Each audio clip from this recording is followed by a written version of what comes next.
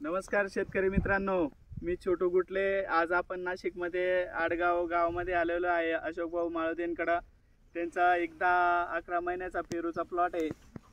तर आजचा महत्त्वाचा विषय असा आहे का जे पुढं हीट वाढणार आहे किंवा जे उष्णता वाढणार आहे मार्च एप्रिल मध्ये, तर त्या सरांनी मस्त चिपाटचं प्लॅनिंग केलेलं आहे। ऊसाचं चिपाट म्हणजे त्याचा काय काय फायदा होणार आहे तर आपण त्यांच्यासोबत बोलूया।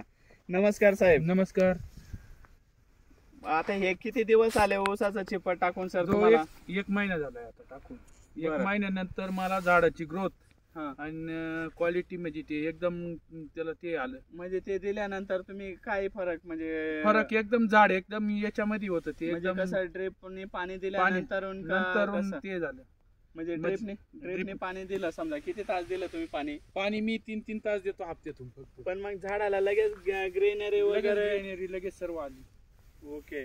आणि म्हणजे आता त्याचं म्हणजे गारवा टिकून राहणार आहे, पाण्याची बचत होणार आहे, पुढे तुमचं हीट येणार आहे, त्याच्यामुळे म्हणजे पुढे पाणी थोडं कमी लागणार आहे, तुमचं गारवा टिकून राहील जास्त। म्हणजे मार्च एप्रिल मध्ये बऱ्यापैकी गळीची अडचण येणार नाही। मला लोक सांगतात का गळ होती आमकं होतं, त्याच्या पुढल्या दृष्टीने आपण ही सर्व गोष्टी लगेच नियोजन केले। ओके। नाही एकदम सुंदर काम केलं आहे सर तुम्ही। हे प्रत्येक म्हणजे आता उन्हाळ्याचे ज्याच्याकडे पाण्याचे शॉर्टेज आहे किंवा कमी पाणी आहे, टेम्परेचर जास्त होतं, तर काय होतं त्या पिरियड मध्ये गळ होते सर खूप। जर जमिनीचं तापमान 30च्या टेम्परेचरच्या पुढे झालं तर खूप गळ होती।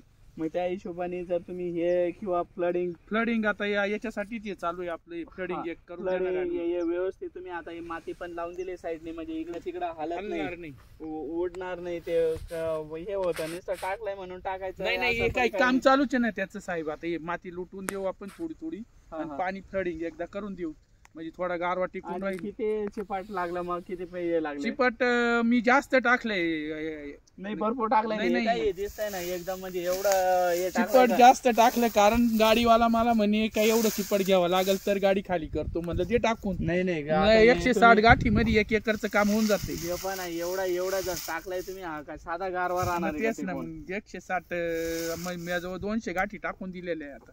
हो ना। आणि आता द्राक्ष बाग आपला पेरूचा बाग किती महिन्याचा झालाय सर तुमचा? पेरूचा बाग 10 महिन्याचा होऊन गेलाय आता। ओके। आता हे बऱ्यापैकी फॉर्मिंगला पण आलंय, फॉर्म वगैरे करून घ्या, थोडस थिनिंग करा।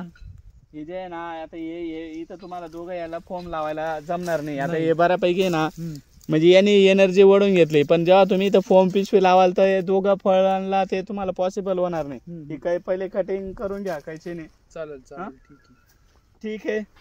नमस्कार, धन्यवाद।